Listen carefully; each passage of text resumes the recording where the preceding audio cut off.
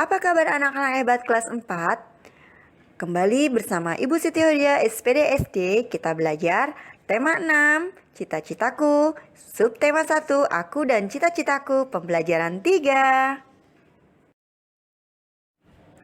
Di pembelajaran 3 kali ini, kita akan belajar bahasa Indonesia KD 3.6, menggali isi dan amanat puisi yang disajikan secara lisan dan tulis dengan tujuan untuk kesenangan. Pada pembelajaran PPKN di KD 3.3 menjelaskan manfaat keberagaman karakteristik individu dalam kehidupan sehari-hari. Di pembelajaran IPS KD 3.1, kita akan belajar mengidentifikasi karakter ruang dan pemanfaatan sumber daya alam untuk kesejahteraan masyarakat dari tingkat kota atau kabupaten sampai tingkat provinsi. Sumber daya alam adalah segala sesuatu yang berasal dari alam yang dapat digunakan untuk memenuhi kebutuhan hidup manusia. Sumber daya alam terbagi menjadi dua, sumber daya alam yang dapat diperbaharui dan sumber daya alam yang tidak dapat diperbaharui.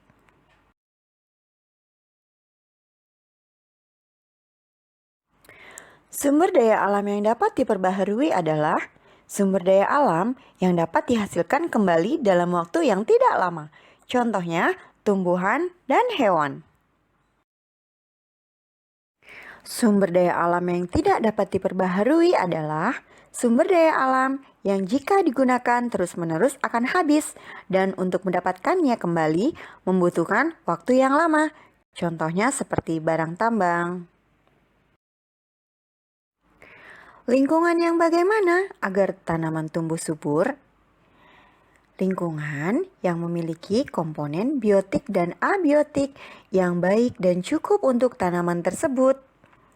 Lingkungan yang sesuai untuk pertumbuhan tanaman berbeda-beda tergantung dari jenis tanaman. Tanaman dapat tumbuh subur jika berada di lingkungan yang cukup cahaya, suhu, kelembapan, tanah, air, dan nutrisi. Indonesia memiliki wilayah yang sangat luas dengan kondisi alam yang berbeda-beda. Perbedaan lingkungan alam itu menyebabkan perbedaan potensi sumber daya alam dan kegiatan penduduk. Lingkungan daerah tempat kita tinggal memiliki potensi sumber daya alam yang khas yang membedakannya dari daerah lainnya. Potensi ini kemudian berpengaruh pada mata pencaharian atau pekerjaan penduduk.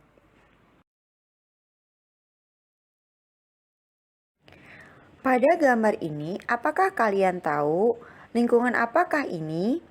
Ya, benar. Ini adalah lingkungan pegunungan. Ciri-ciri dari lingkungan pegunungan adalah ketinggian lebih dari 500 meter di atas permukaan laut. 2. Udaranya dingin. 3. Tanahnya subur. Selanjutnya adalah dataran rendah. Ciri-ciri dari dataran rendah adalah ketinggian antara 0 sampai 200 meter di atas permukaan laut. Pada dataran rendah, udaranya panas.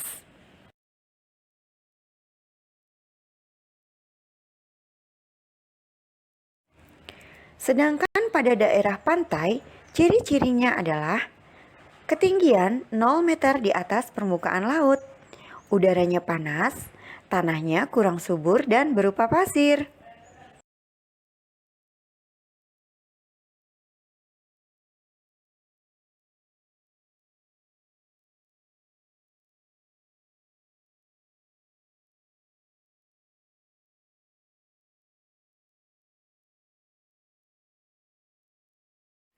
Daerah pegunungan.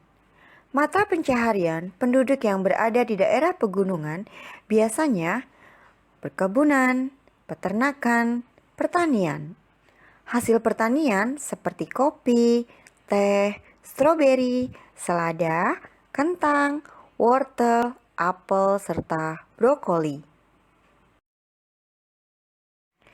Pada daerah dataran rendah, mata pencaharian penduduknya biasanya seperti karyawan, beternak, pertanian, dan hasil pertaniannya adalah padi, jagung, singkong, kelapa, mangga, kacang-kacangan, umbi, dan pisang. Sedangkan pada daerah pantai, biasanya pekerjaan penduduknya seperti nelayan, petani garam, dan penambak ikan. Sedangkan potensi sumber daya alamnya seperti ikan, terumbu karang, mutiara, garam, pasir, pohon kelapa, pohon bakau, pandan laut, dan cemara laut.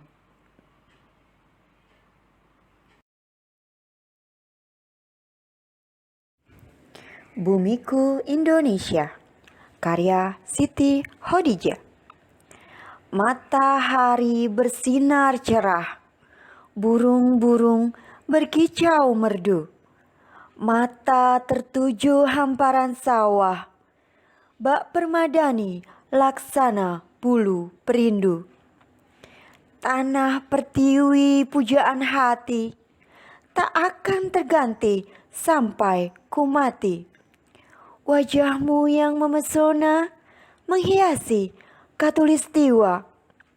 Wahai bumi Indonesia, tanahmu laksana surga. Terbuai aku akan keindahannya, akan kujaga hingga menutup mata.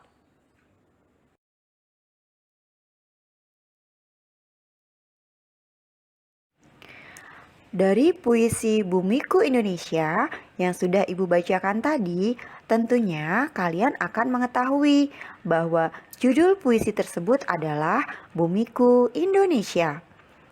Puisi tersebut karya Ibu Siti Khadijah. Isi puisi menceritakan kekayaan alam Indonesia yang harus dijaga seumur hidup. Jumlah bait puisi tersebut sebanyak 3. Jumlah baris pada masing-masing bait puisi adalah 4. Rima pada masing-masing bait pertama A, B, A, B disebut rima silang. Bait kedua A, B, B disebut dengan rima berpasangan. Sedangkan bait ketiga A disebut juga dengan rima terus. Dalam puisi terdapat beberapa jenis rima, yaitu sebagai berikut. 1. Rima A, B, A, B. Puisi yang berima A, B, A, B sering juga disebut puisi berima silang. Puisi berima silang berarti dalam bait puisi memiliki persamaan bunyi pada baris pertama dan baris ketiga. Sedangkan baris kedua memiliki persamaan bunyi dengan baris keempat. Persamaan bunyi rima tersebut terjadi secara selang-seling. Berikut contoh puisi berima A, B, A, B. Belajar giat setiap hari, tanpa jemu tak kenal waktu.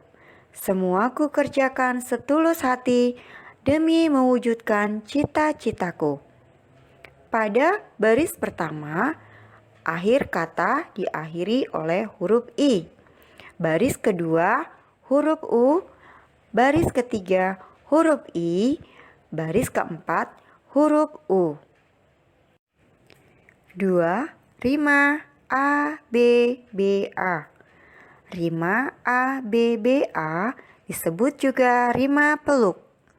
Bait puisi yang berima peluk memiliki persamaan bunyi pada baris pertama dengan baris keempat dan baris kedua dengan baris ketiga.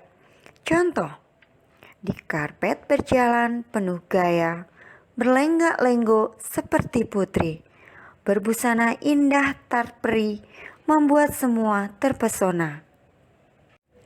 3. Rima A A B B.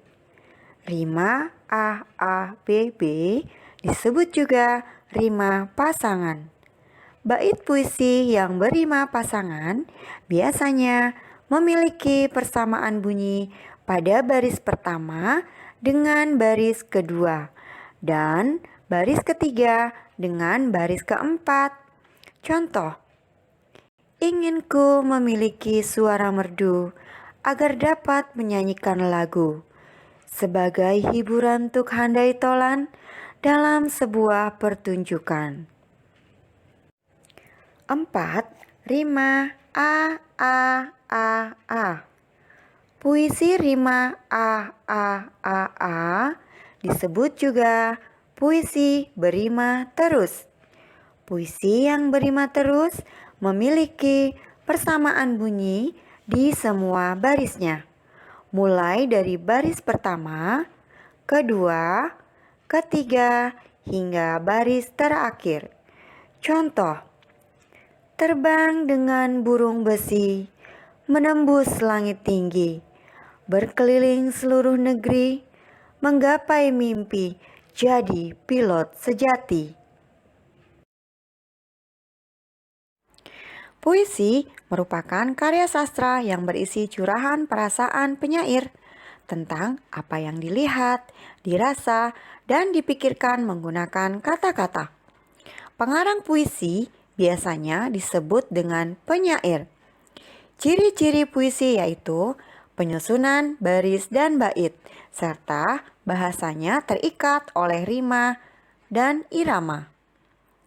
Puisi tersusun dalam bentuk bait-bait. Dalam suatu bait puisi terdapat beberapa baris kata ataupun kalimat. Dalam puisi juga terdapat irama dan rima. Irama berhubungan dengan panjang pendeknya bunyi serta kemerduan bunyi saat membacakan puisi. Sedangkan rima adalah persamaan bunyi yang ada dalam baris-baris. Langkah-langkah membuat puisi. 1. Menentukan tema dan judul. Langkah pertama membuat puisi adalah menentukan tema dan judul. Pilihlah salah satu tema supaya puisi tersebut lebih menarik. Setelah menentukan tema, langkah selanjutnya adalah menentukan judul puisi. Judul puisi bisa berdasarkan pada tema yang dipilih. Kedua, menentukan kata kunci. Langkah selanjutnya adalah menentukan kata kunci. Jika sudah menentukan kata kunci, kamu dapat mengembangkan kata tersebut. Tentukan kata kunci yang sesuai dengan tema yang kamu pilih, sehingga kamu dapat mengembangkan dalam sebuah kalimat atau larik puisi. Sebagai contoh, satu kata kunci digunakan untuk satu larik. Selain itu, kata kunci dapat dikembangkan menjadi satu bait. 3. Menggunakan gaya bahasa. Langkah selanjutnya untuk membuat puisi adalah menggunakan majas atau gaya bahasa. Menjelaskan keragaman sumber daya alam, pekerjaan, dan manfaatnya. Setiap individu memiliki cita-cita yang berbeda. Perbedaan ini ada karena setiap individu memiliki karakteristik yang beragam. Karakteristik yang dimaksud antara lain suku, bahasa, rumah adat, makanan khas, tarian, alat musik, hobi, dan sifat. Sumber daya alam yang ada di sekitar kita memengaruhi cita-cita yang ingin dicapai. Cita-cita tersebut dapat berupa pekerjaan yang membutuhkan sikap saling bekerja sama. Terdapat 4 manfaat adanya keragaman karakteristik individu di dalam suatu pekerjaan atau cita-cita, yaitu 1. Saling melengkapi kekurangan masing-masing. 2. Saling bertukar ide atau pendapat. 3. Memberikan saran atas kekurangan masing-masing. 4. Belajar hal-hal baru terutama untuk meneladani sifat positif.